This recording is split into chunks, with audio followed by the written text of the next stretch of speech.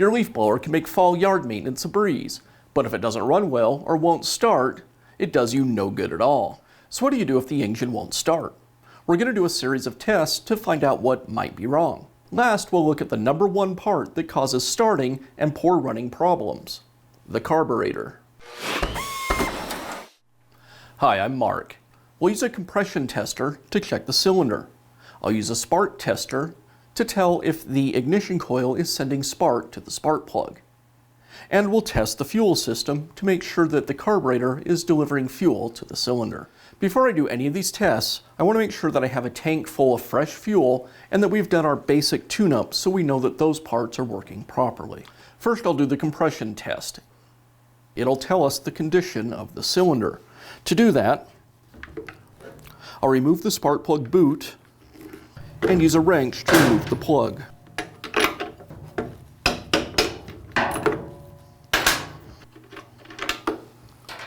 And now I can install my compression tester. It threads into the spark plug hole. And to use it, I open the throttle and pull the starter rope as many times as I need to until the gauge no longer climbs.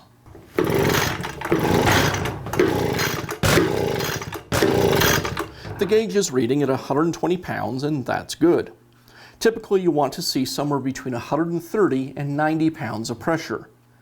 Anything below 90 is questionable, and below 70, it probably won't start at all. So our blower's passed its compression test, and now we'll move on.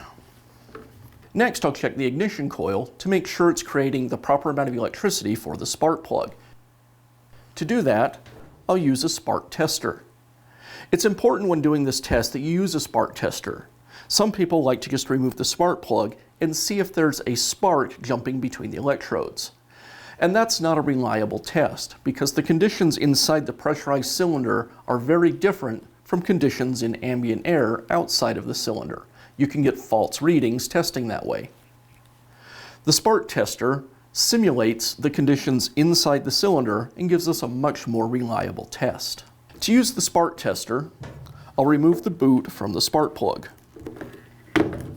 Now I install the boot from the ignition coil to one end of the spark tester and the boot on the tester itself back onto the spark plug. I'll make sure that the engine is on, and then I'll pull the engine over and look for a spark in the tester. If the coil's good, we should see a strong spark.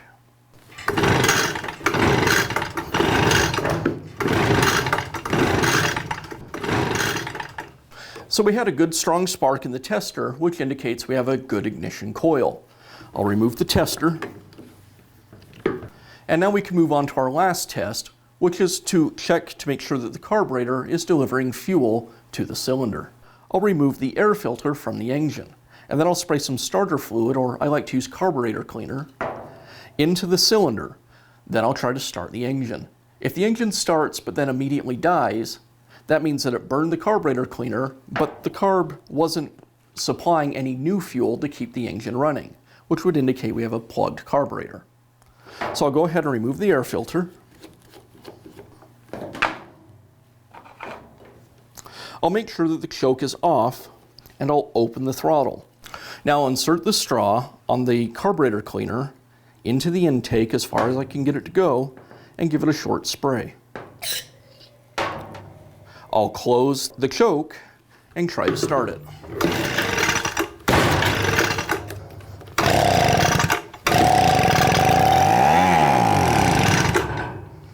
And there it started and died, which indicates that it can run on the starter fluid, but the carburetor isn't supplying any additional fuel, so it dies.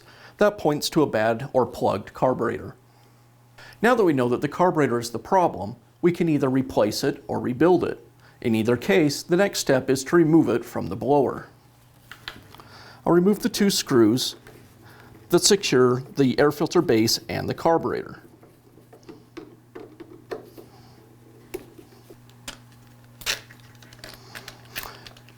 Now I can remove the base, and I'll remove the throttle cable. This all may be a little different depending on your specific model.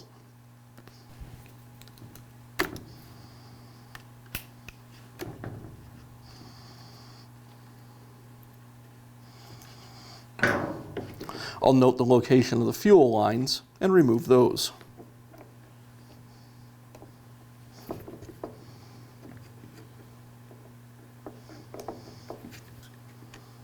Now that the carburetor is removed, you can decide if you want to rebuild the carburetor or replace it. This will largely be determined by the cost of the new carburetor. If the carburetor is, say, $100, you may want to rebuild it. But if it's relatively cheap, maybe $30 or $40, then you may decide to just replace it.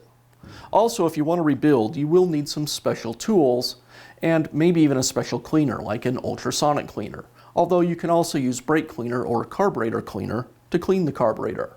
I'm not going to go into the specifics on how to rebuild your carburetor in this video, as it's very different depending on your model, and we've covered it in many other videos, so be sure to check those out.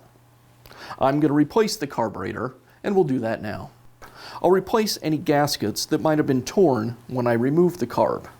First, I'll connect the fuel lines.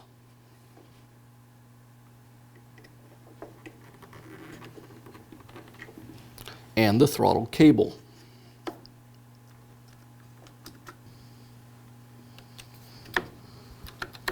Now place the air filter base screws through the holes in the carburetor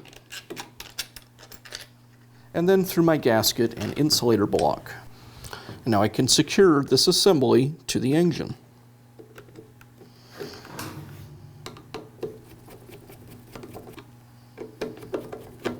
And now reinstall the air filter and the air filter cover.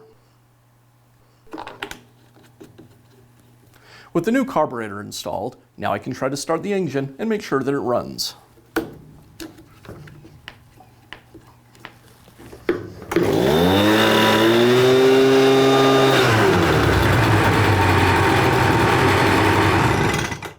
And that's how easy it is for you to maintain your leaf blower.